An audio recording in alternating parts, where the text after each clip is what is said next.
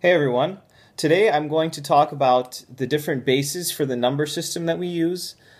We count in base 10. We've got 10 fingers, so it makes the most sense. But in ancient times, people counted in different bases. I'll give an example of that later on. And then I'll show you how base 12 might be the best base for us to actually do mathematics in for certain applications. So, let's get started. We're in base 10, so we have 10 different characters. 0, 1, 2, 3, 4, 5, 6, 7, 8, and 9. These are 10 unique characters. But notice that in base 10, you never reach actually 10. It's not its own number. 10 is a combination of the first two numbers in the series. So, if you're counting in base 8, for example, you're never going to reach the number 8. When you get to an 8, it's going to become 10, a 1 and a 0. So you're going to have 0, 1, 2, 3, 4, 5, 6, 7, 10. 11, 12, 13, 14, 15, 16, 17. After that 17, you would go to 20. There's also bases higher than 10. So say we're counting in base 12. We would have to have 12 total individual characters. We can call the new 10 T. We can call the new 11 E. So we've got these 12 individual characters, and once you get to 11, which is 2 after 9, we're going to actually become 1, 0. So that the new 12 would be 10. What we call 10, which is a 1 and a 0. All right. So computers use binary, which is base 2. They never reach 2. It's easier for them to convert everything into base 2 for basically having a certain amount of data in their programs.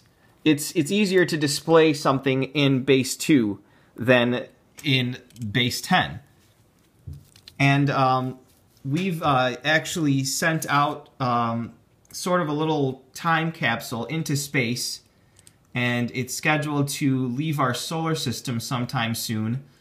It was sent out sometime around the 1950s, I believe, and it had a chart basically describing where we are in the solar system relative to everything else, and it needed to define something that any creature in the universe with scientific knowledge would be able to deal with.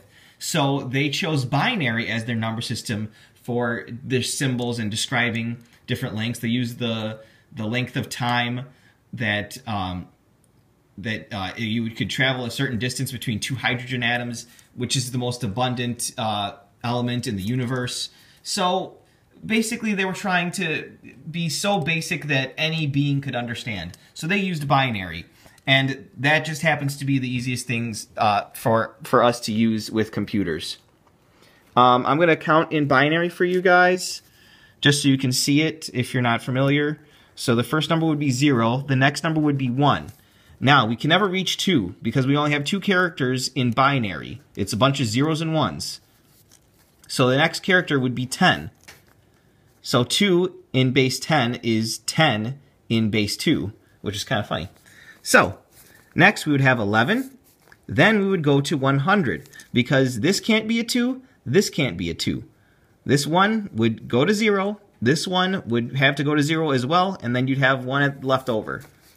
And this pattern continues, so over here we've got 110, 111, and then over here, we're already at 1,000 when we get to 8. Now, the way a computer will read this is, say you've got your 1,000, and you're a computer, and you need to convert this into base 10 so that the person that's using the computer understands what's going on. So you're going to basically take each digit to a certain power. So this is the 0 position for 2 when converting to base 10. This is the first position for 2. This is the second position for 2, and this is the third position for 2. So this is 2 to the 0 power, which is 1. 2 to the first power, which is 2. 2 to the second power, which is 4, and 2 to the third power, which is 8. So I've got 0 1s, 0 2s, 0 4s, and 1 8. So I know that 1000 base 2 is equal to 8 base 10. So that's something really cool. There are remnants of other times when we used different bases. Like, you know how there's 60 seconds in 1 minute and 60 minutes in 1 hour? That's because in ancient times, base 60 was used. They would start at 1 and go all the way to 60. So they'd have 60 individual characters. But since we do have 0, that would be technically base 61. But anyway. So that's the basics of bases and a little bit of history on it.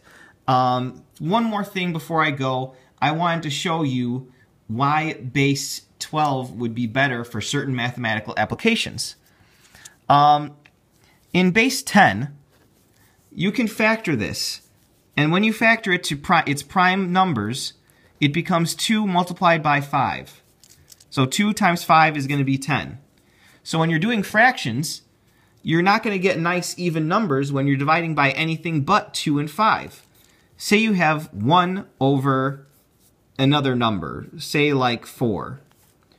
You're going to get more than 1 decimal point. You're going to get 0.25 as your decimal. Obviously, if you take 1 over 5, you're going to get 1 decimal because we know that 2 times 5 is 10, which would move over the decimal place and be 1. But if we get something crazy like 1 over 3, we get this. An infinite repeating 3 past the decimal point. This doesn't happen in base 12 because guess what? We know that in base 12, 1 over 3, 12, is going to actually be such that 10 is equal to the 3 times whatever decimal number is here. And we know that 10 is supposed to be equal to 12 in base 12. So what we end up getting is 3 times 4 is 12. So 1/3 in base 12 is equivalent to 0.4 instead of this garbage, which is a lot easier to deal with when you're trying to teach fractions to young people. But guess what? We've got 10 fingers, 8 fingers, and then 2 opposable thumbs. With 12, when you break down 12 over here, as we broke down 10 into 2 and 5 in base 10, if you break down 12 in base 10, you get 2, 2, and 3. There's all kinds of numbers that you can make with this. Say, okay, so it's obviously divisible by 2. That's one factor of it. 2 times 2 is 4, so it's divisible by 4. 2 times 3 is 6, so it's divisible by 6. That's it, I think. Yeah, that's it. All right, so basically, this gives us a lot more options. It's, oh my goodness, I can't believe I forgot 3. Okay, so there's 4 of them. There's 3, 4, 6, and 2. So this is a lot more than the measly 2 options that we have for base for 10, basically. So all these fractions that we have, like say we have 1 over any of these numbers, 1 over 4 in base 12 would actually be 0.3. 1 over 2 would actually be 0.6. this tricky 1/6 in base 12, that would actually end up being 0.2 as opposed to 1/6 base 10, which ends up being 0.1666 repeating. But that would probably be even more difficult than convincing the U.S. to convert to international units as opposed to American units. Feet, pounds, inches, gallons. I mean, the conversions for all of that are just so absurd, and it's basically memorization. I mean, if you're an American, and even if you're not an American, I'm sure you know, because of America, that 12 inches make 1 foot, that 16 cups makes 1 gallon. If we were to convert our understanding of numbers, everything that we have, including all of the computer programs that we have, into base 12, it would probably be more work than it would be worth. We wouldn't see the return on that investment for thousands of years, maybe. So for now, at least, we're going to be stuck using base 10. So get used to that for the rest of your life. It's easy for you now, probably because that's the way you learned it. But if you do investigate base 12, you'll find that a lot of different calculations, especially with fractions, are just a lot easier. All right, guys, I hope that was informative. I'll end it here, and I will see you tomorrow.